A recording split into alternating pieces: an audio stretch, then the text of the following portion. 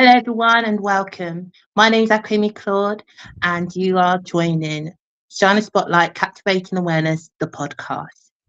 Our guest today is joining to discuss about systematic racial inclusion and a whole genre of important topics which we are fortunate to spotlight today. And I'm going to hand you over to our guest speaker. Hi, I'm Amanda Udis-Kessler. I'm joining you all from Colorado Springs, Colorado, in the United States of America, which I'm afraid is not very united these days, but it is an interesting place to live and think about how inequality works and how we can make the world a better place.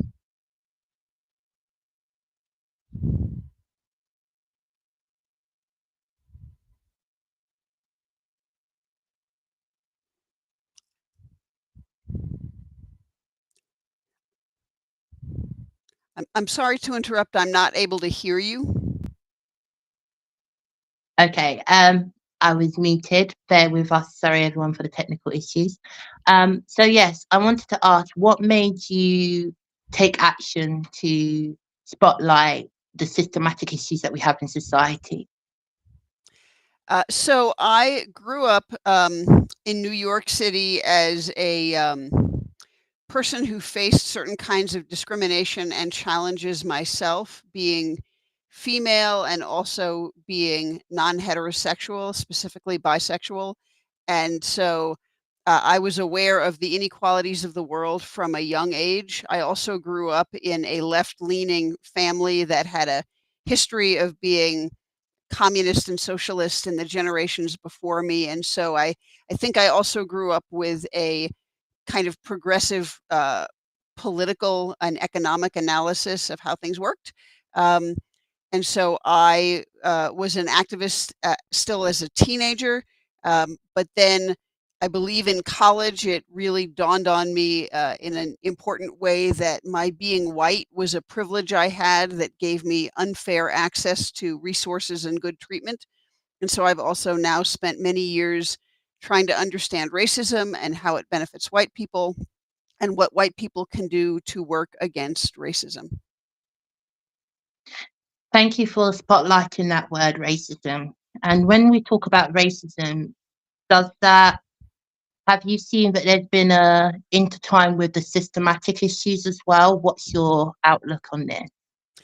Sure. So I think that racism all around the world is definitely systematic. And what I mean by that is that we see it in all sorts of large scale social institutions. So we see racism in the healthcare system, we see it in housing, we see it in employment, we see it in popular culture.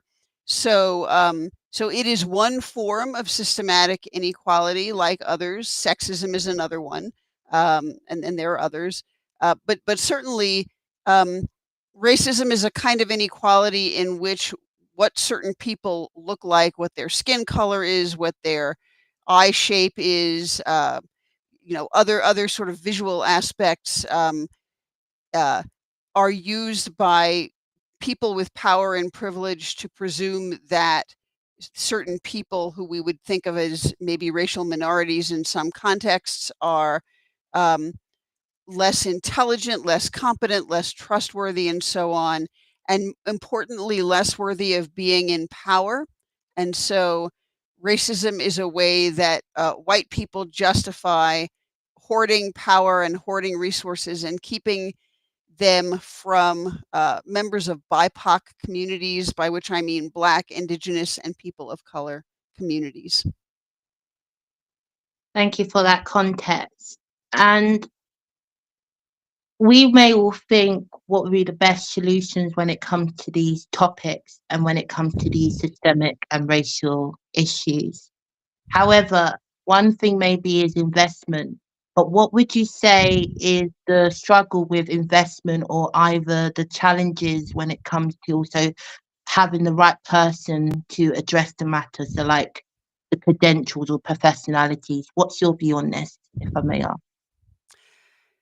So I think that the question of who should be proposing solutions to challenges of racism is actually a little bit complicated, because I think there's a really good argument that white people who benefit from racism have no business trying to say what should be done about it. The people who are harmed by racism the most, so uh, Black people, African descended people, Hispanic people, Asian people, and so on, ought to be the ones who get to say what racism is and how to work against it. And I really do respect that.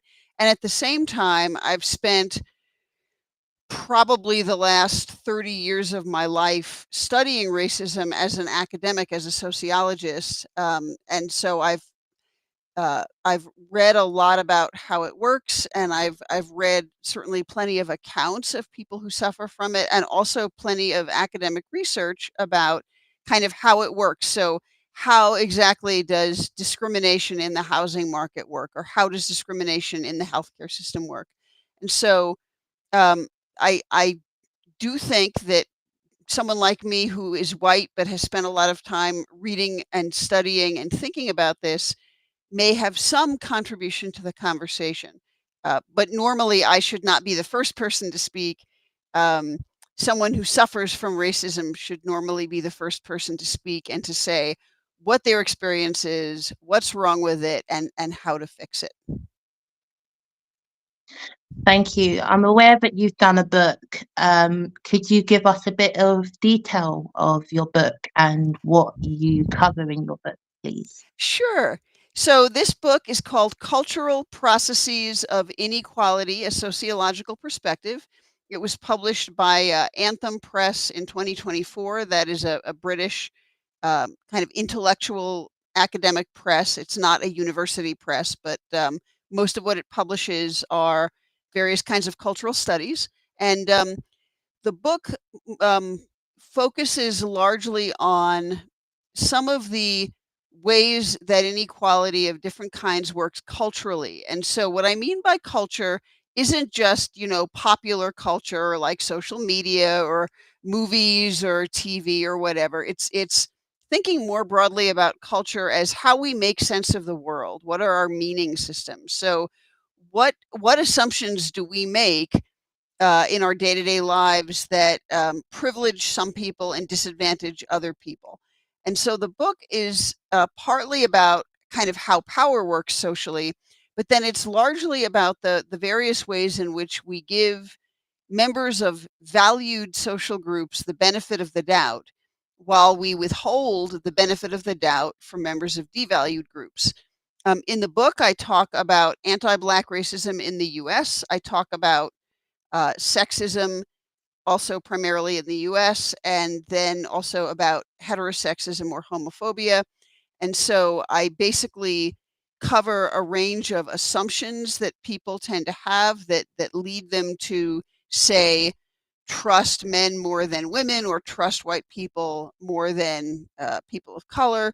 I talk about some of the kind of specific ways in which we grant the benefit of the doubt to valued people and steal it from devalued people.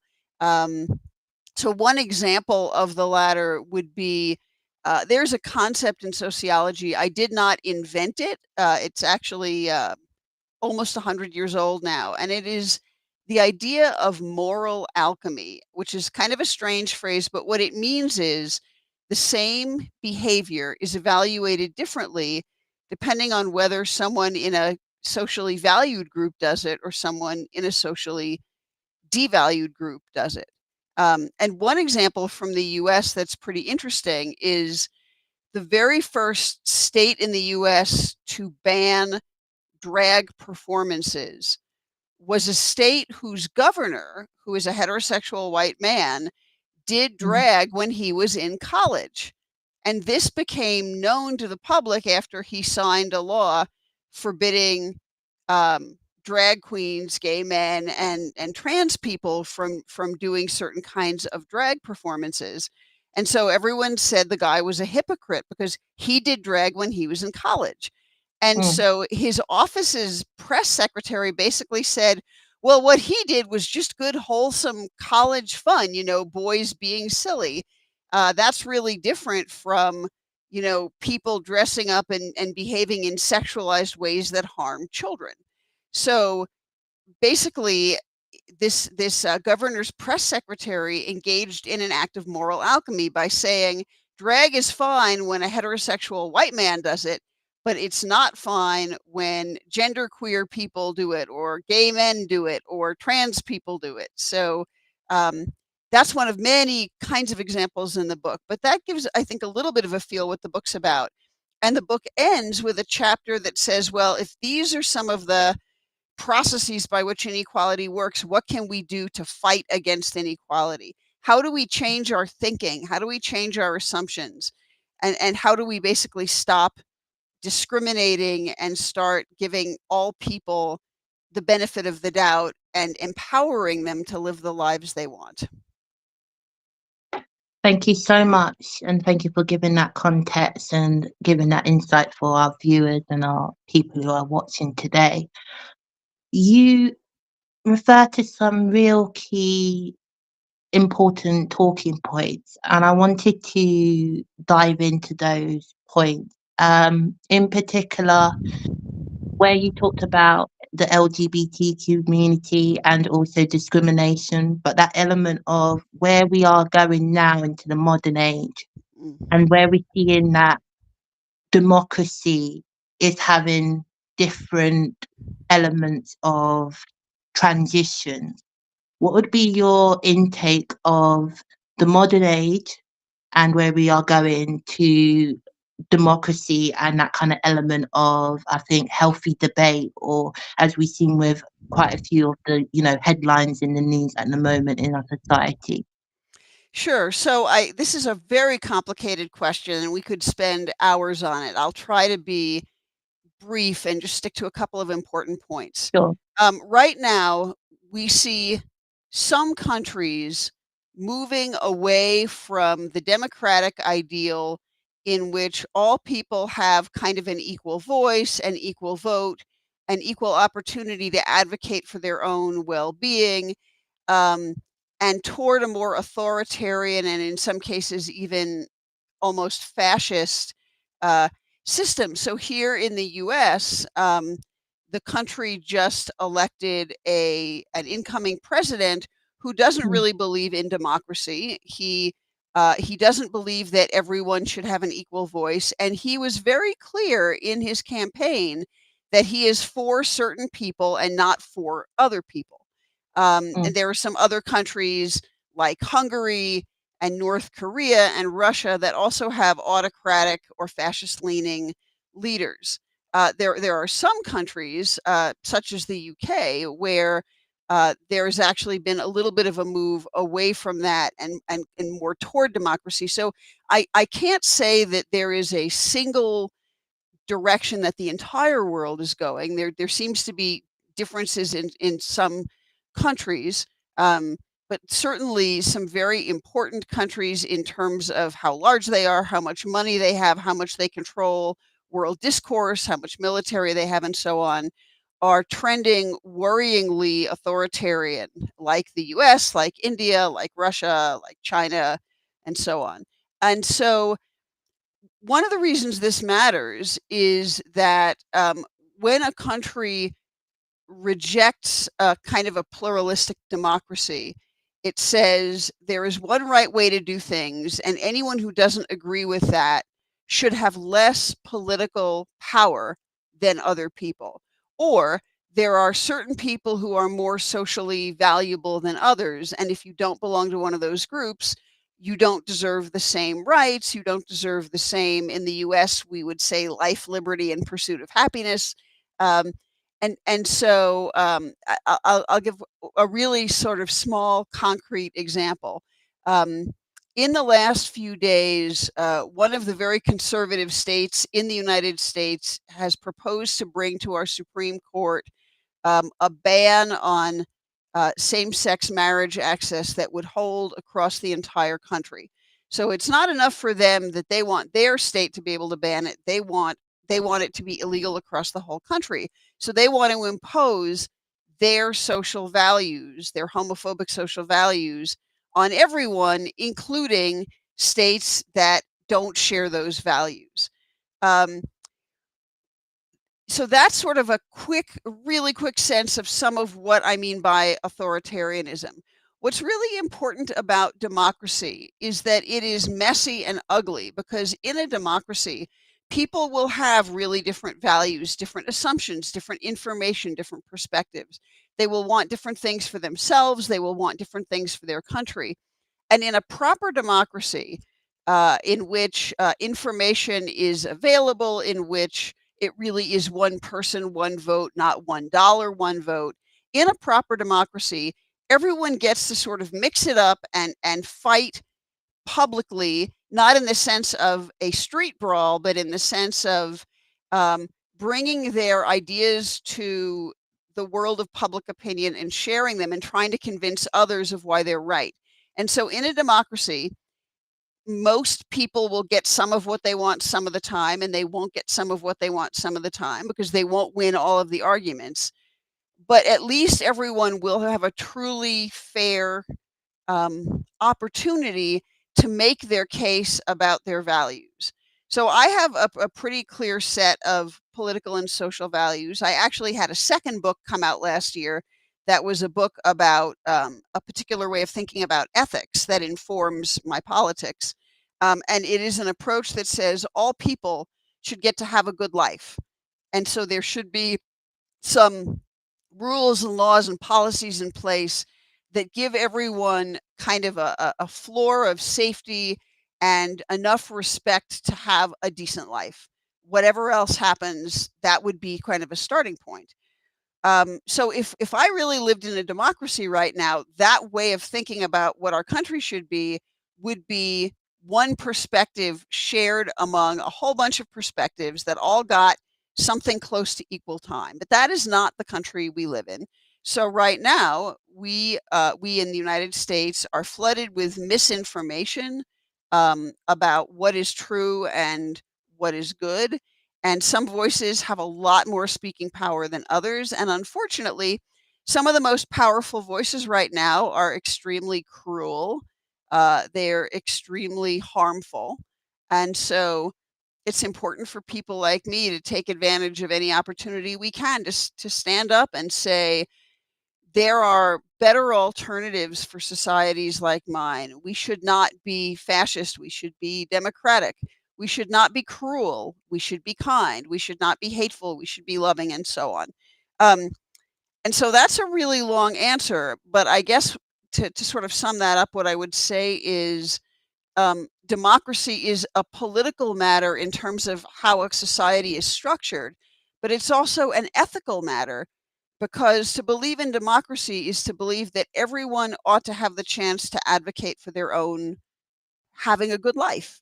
And when that doesn't happen, when some people have louder voices than others and so much more money than others and so much more command of social media than others, then it's really hard to have democracy, which is a shame, because the result of that is that some people suffer needlessly, I think. Thank you for that insight. And what would you say could be some solutions or advice that you would think that would be the best way of ensuring that we have kind of free speech, but also enabling our own mental health within it all as well, and within the kind of topics that may not be addressed when it comes to social justice or equal investment in all of the matters that are at hand? So, what makes that question, which is a great question, so very hard is that there are a whole bunch of different places where you could kind of start to try to figure out what the solution is. And this is a very long-standing problem that political progressives have wrestled with for generations. Do we need to start with individual change? Is it about each of us doing our personal psychological and emotional and spiritual healing and becoming kind and becoming the kinds of people who genuinely want other people to have good lives, even if we have to sacrifice a little bit for it. So is this something that needs to start with individuals? You could say yes, because until individual people are willing to be brave and stand up against fascism and be generous and stand up against greed and be kind and stand up against cruelty, it's not clear how much is going to change. So that is a plausible argument. On the other hand, like all good sociologists, I would say, we have these larger social systems. We have organizations. We have kind of large scale popular culture. We have these huge institutions, like, say, the healthcare system. So, one thing that has been in the news a lot recently in the US is that the CEO of one of the largest health insurance companies was killed on the street. Um, and there has been kind of a big debate about um,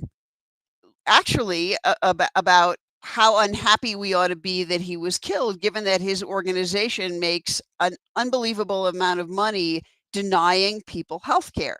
So I don't want to talk about the shooting specifically very much. I mean, taking anyone's life is not a good thing.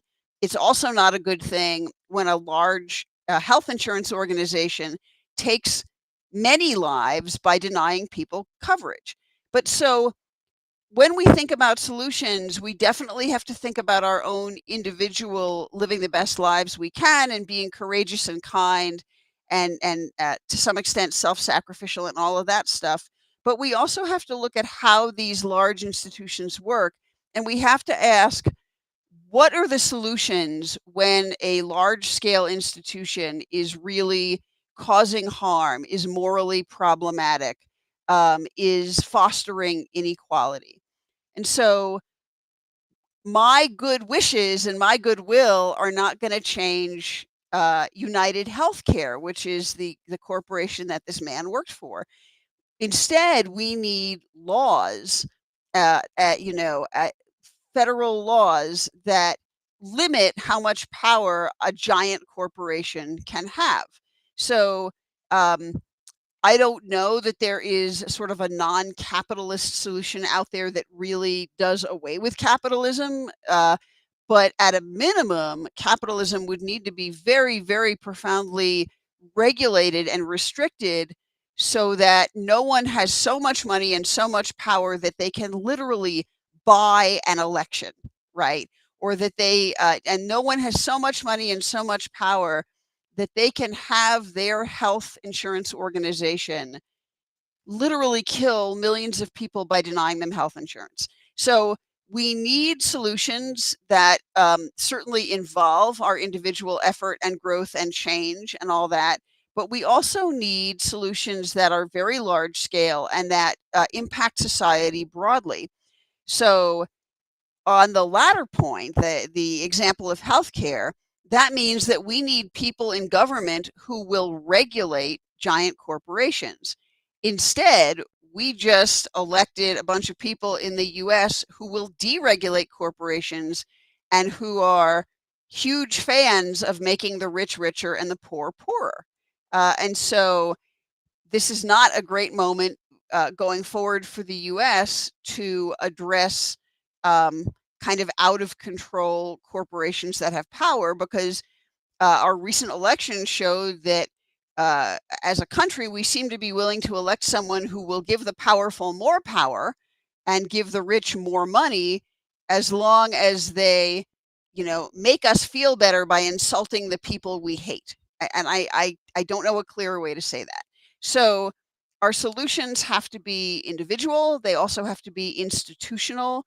And finally, they really do have to be cultural. And this is what I talk about at the end of the book. So if we're going to change society to make it less unequal and kinder and more a place where more people can really have good, joyful, rich lives of service and contribution and pleasure and all those good things, we also have to change our assumptions about who matters and about who deserves to have access to good things. Um, so if our country takes away same-sex marriage, which would include taking my marriage away, which is currently a legal marriage.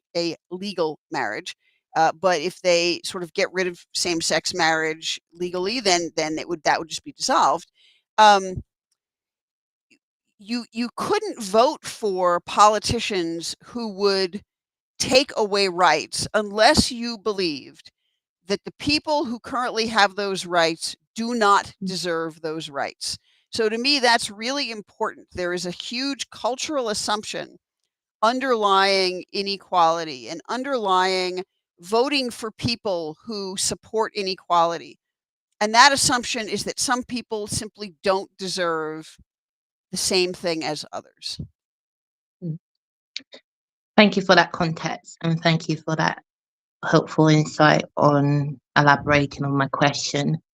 What I would like to dive into, because I've been aware that there's been this mitigation and the kind of responsibility of when it comes to investment, because I know, of course, there's concerns about the incoming government, but also has there been, from your point of view, when it comes to the previous government in America, and I know this is an international issue as well, because I think most people would feel that their governments have prioritized on arms and war and civil unrest than actual like homegrown issues.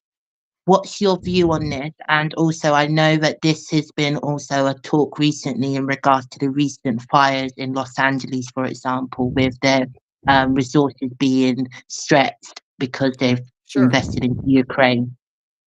Sure. So those are two really different questions. Let me Mm, see if I can do them both justice. Um, I think, let me actually start with the wildfires. mm, The claims that the Republicans have made about Democrats putting their money in the wrong place seem to me to be based on some degree of misinformation. But it is also true that in the US, both Democratic and Republican governments put an awful lot of money into the military, into war, and into violent responses to foreign situations. So I don't know that I have anything useful to say specifically about the Ukraine conflict. I mean, I know what my own perspective on it is, but I'm not an expert on it by any means. Um, but I certainly think that that all U.S. governments for the most of the history of this country have put far too much money into the military and into expansionism. Now, I would point out that it is a little hypocritical for the Republicans to be accusing the Democrats of putting too much money into the military when what we are hearing right now from the Republicans is how they would like to take over a bunch of other countries. So that would require a lot of money. It would presumably require some military intervention. So I don't really think they're any better than the Democrats when it comes to kind of supporting the military. Our support of the military is a huge topic and would require a lot of different kinds of understanding to make sense of. And one thing we haven't talked very much about today is actually sexism and how certain cultural assumptions about strength and power that have been coded as very male um, help explain why uh, we don't resist having this huge bloated military more than we do. I think there's a whole gender analysis of our military that would benefit from receiving more attention.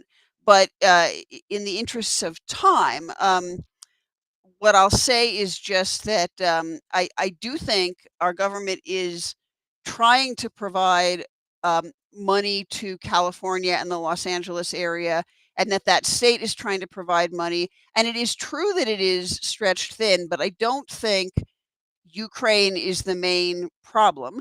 The military more broadly has a lot of money that should be going to other things. Um, But I think you could just as well say that the government would have a lot more money if the wealthiest people in our society actually paid reasonable taxes. So, if you look at all the billionaires, none of them pay anything like the proportionality of taxes that poor people pay. Yeah. So, let's just pretend for a moment that we had a society where everyone, no matter who they were, had to pay, a third of their documented earning in taxes, which is, you know, certainly closer to what the US was like earlier in time. It's also closer to what some of the Scandinavian countries are like. Um, if we had to pay that money in taxes, the super, super rich, they wouldn't be hurting. They'd still be super, super rich, but their taxes could go straight to Los Angeles to fight the fires. So, Oh, so I'm not very impressed with the Republican argument. I think that they are trying to score political points and missing something very important um, on that front. But there is one thing I want to say as well in response to the first part of your question. Um, which is, and we haven't talked about this too much yet. I talked a little bit about fascism and authoritarianism before. The other really important piece of all of this is that we have now had 40 years or so of neoliberal, deregulated capitalism around the world. mm, And you could make some arguments that there are some things about it that may have helped some people. Um, but when you deregulate capitalism, what happens is that some people are really, really big winners and most people are really, really big losers. If you deregulate capitalism, the environment gets trashed, um, the poor get poorer, the middle class becomes unstable. Once you give companies the leeway to do things like move jobs out of the country where they are primarily located and look for workers who will work for less around the world, that hurts people who were in the country that the corporation was founded in because they no longer can assume that there are good kind of long-term jobs. Um, Political economists call this the hollowing out of America, but it's happened in a number of countries. mm, Then, of course, political leaders who support neoliberalism also support austerity measures. So everyone is supposed to tighten their belt and just pay more for everything. Well, arguably, one of the reasons why we have now a proto-fascist coming into power in our government again, a man who is, let's not forget, a felon, an adjudicated sexual assaulter, a liar, a thief, someone who tried to overturn the government several years ago, almost exactly 4 years ago, in fact. Sorry, 3 years ago, in fact. Um, mm, uh, why would anyone elect such a person? Well, because their costs are going up. But why are their mm, costs going up? Why are eggs so expensive? Why is gas expensive and so on? Well, that has a lot to do with how capitalism works.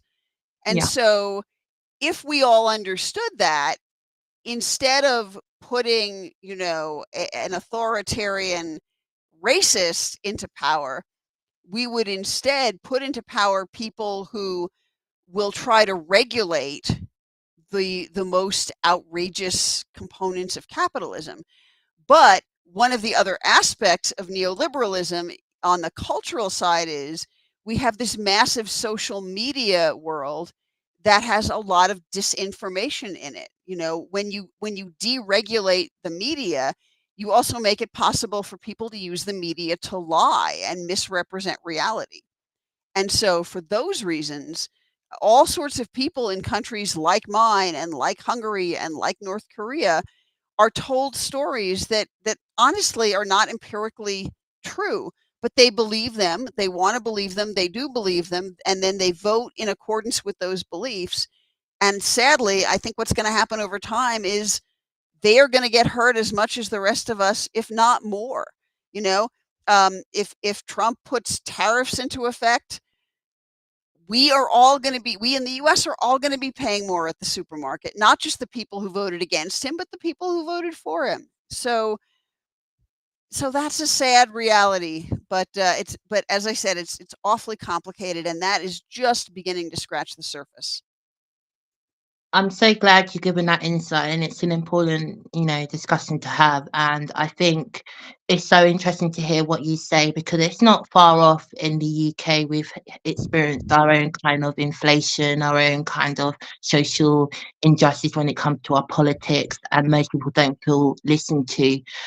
What I think is very interesting as well is the point that you made about gender equality in the military and that element, because what I heard when I was part of, I think, UN Women was the importance of inclusion and equality, and that element that, of course, if we probably had more women around the table, then we probably might have world peace because there's too many men, or that kind of balance of debate and balance of outlooks. It's so important to have that kind of collective difference of outlooks and kind of different of inputs, because I think, it was very important to hear what you said about that kind of priority of investment into war, but also the other elements of getting the bigger picture when it comes to talking about a topic, but also what everyone else's experience is, because everyone else's experience may be different. So that's so interesting to hear that from you. Um, what I also would love to ask, who were your three key individual of influence? Oh boy. Do they need to be people who are currently living, or can they be anyone? Anyone. Okay. Um, so um, I I'm struggling to figure out a way to say this that will be clear. Um, Jesus is a person of great influence for me, not in a theological understanding of him that most traditional Christians would hold, but as a person who lived a particular kind of life modeled in spirituality and seeking human good, and in his invitation to others to live that kind of life. So I want to say that carefully because I do not believe there is one right religion in the world. I am not trying to convince anyone in particular to be a Christian. Um, for me, he offers an invitation to be a better person and to develop a spiritual life and to try to make the world better that I find very powerful. So he is one of my people. Um, I see him as someone who lived in the past. Again, I'm not talking about understandings of the mystical Christ today. I'm talking about, a human being whose name in uh, where he lived at the time was probably Joshua or Jehoshua or something like that. So he's one. Dr. Martin Luther King Jr. would be another. It seems really important to mention him, right now in this season of his birthday. And to recall that um, he was a member of a hugely devalued group who was able to advocate for change and lead with dignity and courage, and to invite people to love their enemies in a way that feels really important to me. He, to me, is a model of someone who loved his enemies without supporting what they did, and he loved his enemies while working against them. I think that is extremely powerful, and I think all of us can benefit from that. In the other book I wrote last year, I actually say some things about loving one's enemy that we can talk about or not, but that feels hugely important. Um, and then, if I were going to think about a third person, I will actually mention someone who is less known for activism and more for her writing, but the fiction writer Ursula Le Guin, who has a book called The Dispossessed, which is one of the best books I've ever read. It is very sociological in how it thinks about living in a certain kind of society. Um, and I don't want to give too much of the book away, but again, I encourage everyone to read The Dispossessed. Her creativity and imagination and her ability to create from nothing a realistic world that makes sense in light of the assumptions that drive it to me is just incredibly powerful. Um, I have a whole other life as a songwriter, hymn writer, and sacred music composer, and so as a creative person, I couldn't not put a writer somewhere in those top 3. But there are many great writers, and the reason I mention her in particular is, again, her books, um, are balanced in this wonderful way between how things actually are and how they could be and perhaps how they shouldn't be. If you'd given me 5 people, I might have added Margaret Atwood to that because The Handmaid's Tale is brilliant, Mm. but you gave me 3, so I will stick with Jesus, Dr. King, and Ursula Le Guin for now. Well, thank you for those 3, and also your summary of why you chose those 3 as well. That was really insightful, and thank you for sharing. Um, I would love to ask, in your project that you are doing and your books, what is the best place for people to support or find out more about what you are doing and how they are able to actively Sure. support? Sure. Um, so I have 2 active websites, one for my non-musical writing and one for my music. Um, the non-music writing one, which includes information about all of my books and has a number of other essays and sermons and things like that on it that are freely available, is at https://amandaUdiskessler.com. That's AMANDAUDISKESSLER.com. So if someone goes to that site, they can find information about all of the books. And again, there's a huge archive of other kinds of writing that's freely available there. Um, and so I encourage people to look there. I also have an author page on Facebook, Amanda Udis-Kessler author, though I don't post that much there. We haven't talked about my music, but I actually do have a little support process set up on that page. So my music website is https:// queersacredmusic.com. That's all one word. So QUEERSACREDMUSIC.com. And on that page, there's a lot of free use music available. The very, very final link on the top says support Amanda, and that takes people to a buy me a coffee site where people can donate some money to help me with my creative and intellectual life. Thank you for sharing. And having in mind of your music, and as I'm aware, AI has been with us for a long period of time. However, it's become more visible in the new age. What's your view of where music is going and also the importance of authenticity to technology of AI in your personal view? So, so I may annoy some people with this answer. I think AI has very little productive use in the creative arts, especially in music. I certainly understand that technology more broadly can be useful in music. I mean, I've recorded several albums, so I am a big fan of music technology in the broadest sense of that term. Um, but as a musician, as a composer and songwriter, and so on, I am much for uh, human intelligence rather than artificial intelligence when it comes to the creation of music. Again, there are there are many technological aspects to music that are important and productive and helpful and enriching. And for me personally, AI is not among them, and that may be a minority opinion, and that's fine. Um, I think we live in a tremendously rich age in terms of music and theater and the arts and all that. I'm so grateful to be around now when such a wide range of people have at least some access to not just creating music and art, but putting it out in the world. So, for example, and again, this may or may not be very popular.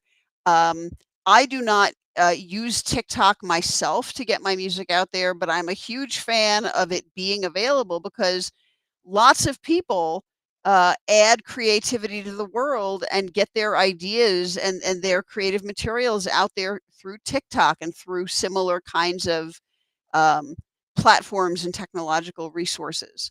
Um, so, um, so I think, oddly, despite the various ways in which politics is getting more authoritarian in some places, at the moment, um, I feel like compared to, say, 50 or 70 years ago, there are more opportunities for more people who do creative work to at least attempt to get it out in the world. I mean, when we think about, for example, racism in the history of US American music, and I mean, I'm sure there are parallels in the UK, but I don't know them as well. Um, our rock and roll here and our rhythm and blues and many styles of music that most people who don't know the history associate with white guys actually is music that white people mostly stole from African American and other musicians. It's really helpful and important to know that. Um, and so in the 1950s, Elvis could get away with things that weren't really his own invention. And the people who inspired him, we know who some of them are. We will never know who most of them are. Um, well, today I sort of look at say, the radio, and there are a wide range of options for what to listen to. And there are various kinds of, I don't know that I love the phrase urban music. I think we've coded it to mean black music, and that makes it sound like all African descended people in the US live in cities, which is not true. But in any case, at least we have this really rich urban music um, kind of world out there, house, hip hop, and so on. And um, we have these sort of European African musical mashups that kind of have enhanced popular music as well. So in one sense, it may actually be easier today to be a member of a racial minority or a devalued group and have a music life and have one's music be able to reach people. I think that's magnificent. Um, Yeah. so one of the things that is going better today than it was, 70 years ago. Yeah, no, thank you for that. And what I adding on to what you're saying is I think it's so great that we have like um cassette players that are being versions and vinyls that are being brought back as well, and that importance of that Yeah. old time way of listening to music. So it's really refreshing and kind of fruitful to hear what you were saying today and for the shares that you gave. Um, I want to ask about the kind of value of royalties and that element of kind of the music. I don't know if you do you feel that when you are producing the stuff, do you feel like there's better in return? Because I know that there's been issues for like, for example, songwriters or people in the music industry when it came to royalty. Right. So I am very unusual in that I make all of my music available for free.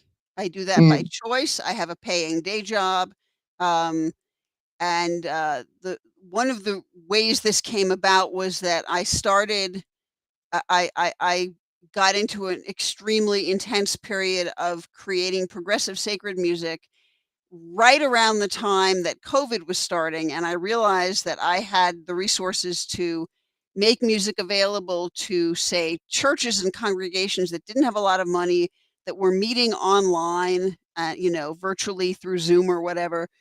Um, and that didn't have money for a music director and that didn't necessarily have someone to play the piano. So I created a lot of music that I make available for free. I still make it available for free, even though now I welcome donations to sort of support that. Um, but it means that I am actually not a good person to ask about things like royalties because I simply don't pay a lot of attention to that. I do Mm, think I do think that the way streaming works, I've read a little tiny bit about the economics of it, mm, and most artists make you have to stream an unbelievable amount to make any money at all. So the great majority of artists who are trying to make money on streaming are making very, very little that way. Um, one of you mentioned the, cassette tapes and vinyl coming back, which I think is great. I admit that I like that it can often be linked to sort of, computer recordings so that it would be possible to, say, put an album, a vinyl album down and play it and record it so that your computer had an electronic copy. But having said that, one of the things about vinyl and cassette tapes and CDs is when you sell one, the person who put that music together hopefully is making some of the money off it. So my hope is that actually the revitalization of those music forms will help some people make money who have been struggling to make money. mm. Thank you for sharing that.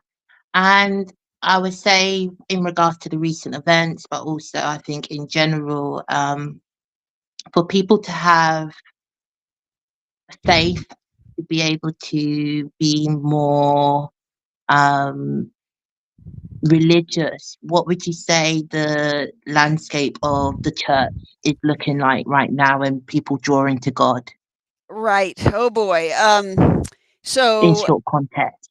right. So speaking as a sociologist who studied religion, I think we see movements. We certainly see um, in the more authoritarian countries, we see men heading for conservative Christianity and women heading out of it. So that is sort of an interesting phenomenon. I think that's probably good because conservative Christianity has often not been very good to women. Um, but I'm hoping that some of those women find their way to progressive religious traditions, such as the one I belong to, because I do think religion can be a source of strength and help to people. It can provide a community, it can provide meaning systems, but religion, like all institutions, can be used for good or ill. So when I see the power of conservative religion, it genuinely worries me because it is often used to justify harm. When I see the power of more liberal or progressive religion, it encourages me because I think it is often used to try to help equip people to pursue justice. Um, so, in countries like yours, where religion is somewhat sidelined, it is not a central part of the culture of the UK. Um, Mm, but within the religious landscape in the UK, there are both stable conservative religious traditions and stable progressive religious traditions. I actually have some connection with the progressive Christian movement in the UK, and I'm very glad it's there doing its thing. Um, mm, but but it would not be right for me to, I think, say anything about whether people should be religious or not. People need to make sense of the world. For some people, that sense making will be religious. For some people, that sense making will not be. Um, when religion helps people live good lives and be loving and kind and compassionate and generous and so on, it's a good thing. When religion justifies cruelty, bigotry, violence, it's a bad thing.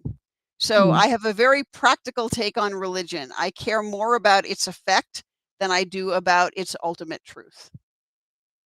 Thank you. Um, what's your view on world peace, and do you believe we are able to have world peace? Uh, I wish we could have world peace. I think that I actually am going to have to go back to something I said earlier and draw a kind of an analogy or a parallel. The only way we will get world peace is if people change individually and grow to become more peaceful. But also, the only way we will get world peace is if we change our institutions so that they are peaceful, so that we rethink what the military even is, so that we we change how we think about the economy so that the economy itself is not violent. And beyond individuals and kind of institutions, then there's culture. So I'll give you a really concrete example. If violence is exciting and if peace seems sort of boring, then people who are seeking excitement aren't really going to be drawn to peace. Culturally, what I think we really need to do is reimagine peace not as the absence of war, but as the presence of opportunity for creativity and abundance. And we need to reimagine war not just as a way that some people conquer other people, or as a killing zone, or as kind of a military phenomenon. It is all of those things, but we also have to imagine war as the shutting down of opportunities and the limiting of people. And if we see it that way, maybe we will, or more of us anyway, will be willing to kind of work against war. So I don't think we get to world peace without individual change and cultural change and structural change. But it certainly is worth pushing for, and I encourage us all to push for it. Thank you so much. It's been a pleasure to have you as our guest speaker today. And thank you to everyone who's joined. The information, if you would like to know more about our guest speaker, will be in our show notes. And thank you to everyone who's joined, who shared your questions in, and also who's participated in this special edition of another interview on our Shiner Spotlight Captivating Awareness, the podcast. Till next time. My name is Aquayemi-Claude, Akinsanya, and stay tuned to our update for the next series. Bye, everyone.